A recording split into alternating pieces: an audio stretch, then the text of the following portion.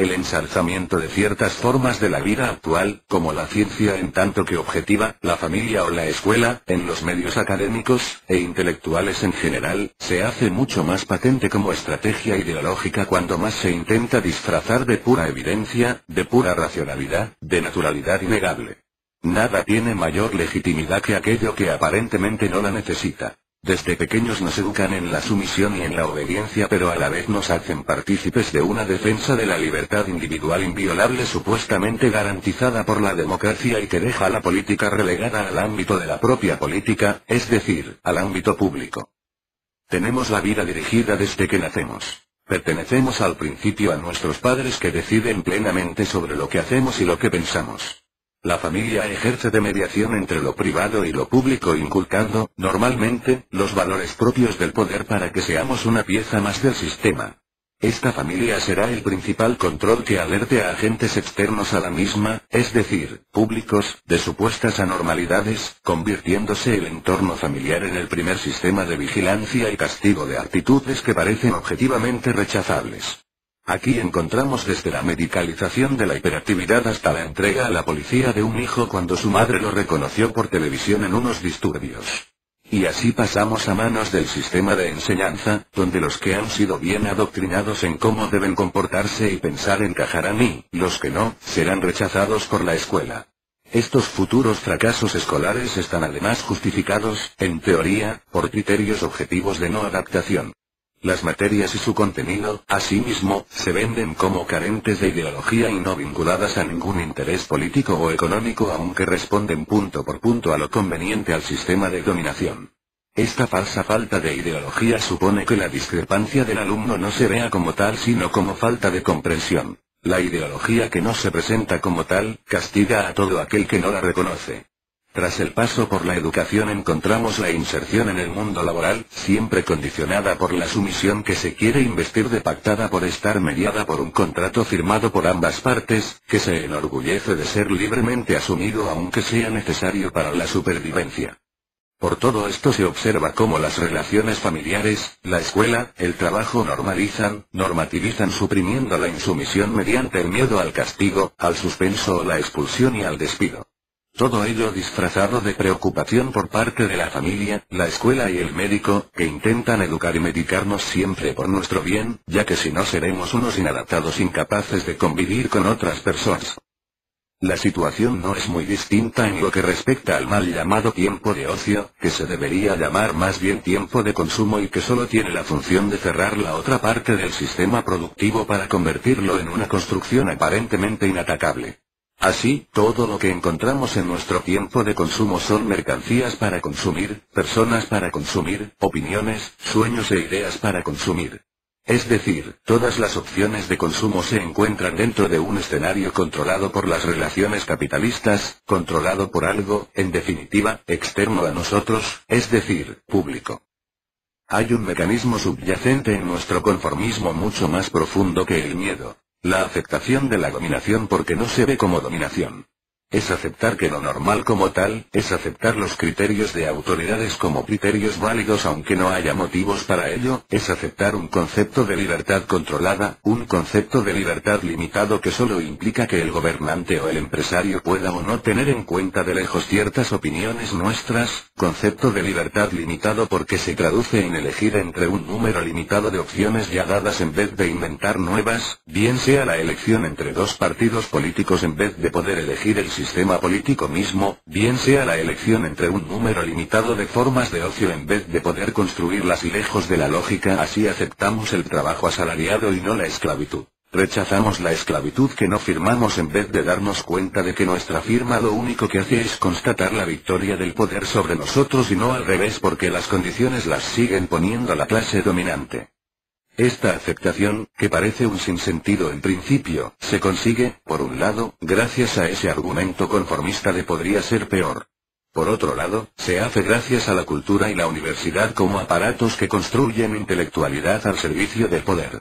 Como aparatos legitimadores, intentan evidenciar la objetividad de lo que se considera normal, de los criterios pedagógicos del sistema de enseñanza y de la libertad que, por otro lado, resulta solo garantizada, según ellos, por este sistema democrático que tenemos, culmen del perfeccionamiento político de los sistemas políticos anteriores. Por último, se consigue mediante un control total de nuestra vida que no se manifiesta como poder. De puertas para adentro el Estado moderno no es más que un imperio que ejerce, o pretende ejercer, su poder infinito sobre los sujetos, sobre todas las facetas de la vida de los sujetos, moldeando la subjetividad de estos a su conveniencia, es decir, como trabajadores y ciudadanos obedientes, el súbdito moderno. Familia, escuela, medios de comunicación, construyen un discurso en el que nos movemos, el discurso que construye lo que es real y lo que no y nos construye a nosotros mismos. Aunque estamos condicionados desde pequeños a pensar lo que quieran que pensemos, nos hacen creer interesadamente que vivimos en el único régimen político que defiende la libertad individual, lo cual se consigue separando lo personal y lo político. La intimidad, para estos intelectuales varios y para esta sociedad, es intocable, lo personal no es político. Lo personal es la alfombra bajo la que se esconden arraigadas relaciones de poder que no conviene descubrir, como el patriarcado, y es el plano en el que quedan las convicciones, la ética, etc. Ya que en la política, para poder hacer convivir a tantas sensibilidades, debe ser simplemente una mediación entre todas. El contrato mismo que da poder a un gobierno es incuestionable, parece obvio que no podemos vivir aislados e igual de obvio que cada uno tiene distintas sensibilidades, pretendiendo obviar así todos los factores que socialmente le constituyen y todos los poderes que se disputan a la persona desde su nacimiento. Estos poderes son el propio Estado que inculca una ideología jerárquica, un capitalismo que pretende que nos reconozcamos solo como trabajadores identificados con la empresa, la Iglesia que nos anula como persona cambiando nuestra conciencia por un Dios externo cuya palabra solo ella conoce, así, se pueden dar por hecho, porque les interesa para seguir en su estatus político, que existen distintas sensibilidades contrapuestas o intentar entender por qué una persona no se reconoce como oprimido cuando lo está siendo.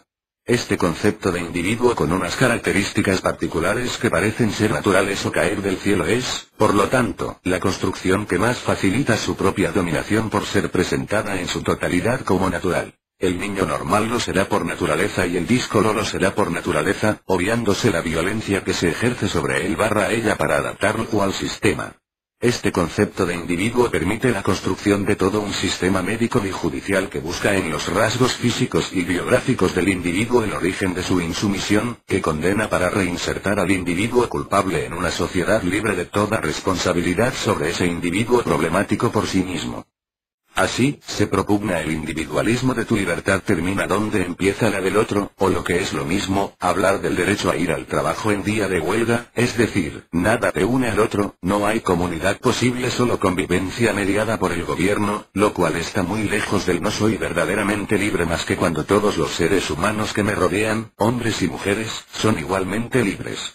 La libertad de otro, lejos de ser un límite o la negación de mi libertad, es al contrario su condición necesaria y su confirmación, de Bakunin, cuyo pensamiento es proscrito calificándolo de irrealizable, lo cual resulta evidente teniendo en cuenta las formas de pensamiento en las que nos educan, es decir, en las que nos adoctrinan con esmero para que escapar de ellas sea más difícil que escapar de una cárcel de alta seguridad. Si todo ello lo mezclamos con un poco de sociobiología, o lo que es lo mismo, reduccionismo biológico al servicio del orden actual, alcanzamos que todos actuamos conforme a instintos naturales que nos llevan a una lucha por la supervivencia. Como vemos, todos los aparatos del sistema, enseñanza, instituciones judiciales, instituciones médicas, medios de comunicación, reman convenientemente en el mismo sentido.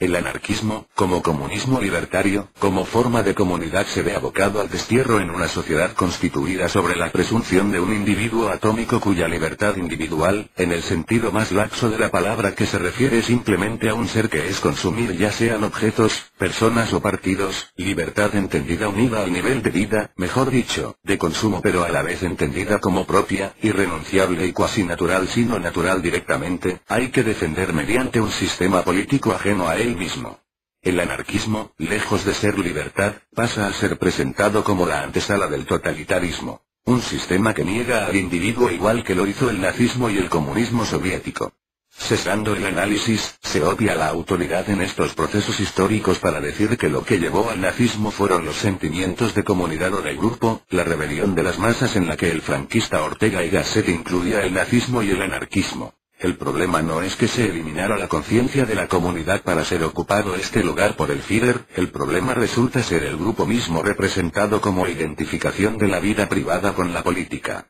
Condena constante a la comunidad, ensalzamiento constante de un individuo infantil, tan construido como desválido de forma natural, que necesita que garanticen sus derechos. El discurso actual no es que condene el anarquismo, directamente lo intenta hacer imposible pretendiendo que suene absurdo. Conviene mantener bien oculto que el sistema actual, con todos sus pormenores, es creado por y para unos intereses. Conviene presentar al individuo atómico actual y a la familia como simplemente dados por la naturaleza. Conviene presentar al sistema político actual como el resultado del avance, del progreso, como el mejor sistema posible dados esos agentes naturales que hay que preservar. Conviene ocultar cómo se manipula la vida íntima del individuo y acusar a las formas de organización en comunidad de hacerlo. Conviene demonizar la defensa de que lo personal es también político, ya que esto implica una plena decisión sobre la vida propia y sobre lo político, decisión que el sistema político actual le debe negar a cualquiera. Mientras, se intenta tapar a toda costa todos los factores externos que han violentado nuestro desarrollo desde pequeños, se intenta ocultar, por ejemplo, como parte de la vida privada y ajeno a lo político, el patriarcado, se intenta presentar como eficiencia, la distribución temporal y espacial de la escuela cuando es una forma de forzar la sumisión, etc. El peligro no está en absoluto en que lo político decida sobre lo personal, al revés, esto es el ideal que ahora mismo se busca ya que implica individuos totalmente identificados con el sistema político eliminando la desobediencia. El peligro está en que las personas decidan, con su vida y con sus actos, sobre los temas que son reconocidos como políticos. Conviene hacernos creer que lo que pasa de puertas para adentro es íntegramente nuestro mientras es manipulado, empaquetado y vendido. Hay abierta una guerra, hay que desenmascarar los intereses ideológicos que asumimos porque no nos parecen tales. Hay una guerra abierta para arrancarnos a nosotros mismos de este sistema que nos ha intentado hacer a su imagen y semejanza, que nos coloniza el pensamiento. Hay una guerra abierta para luchar por la recuperación de nuestra vida.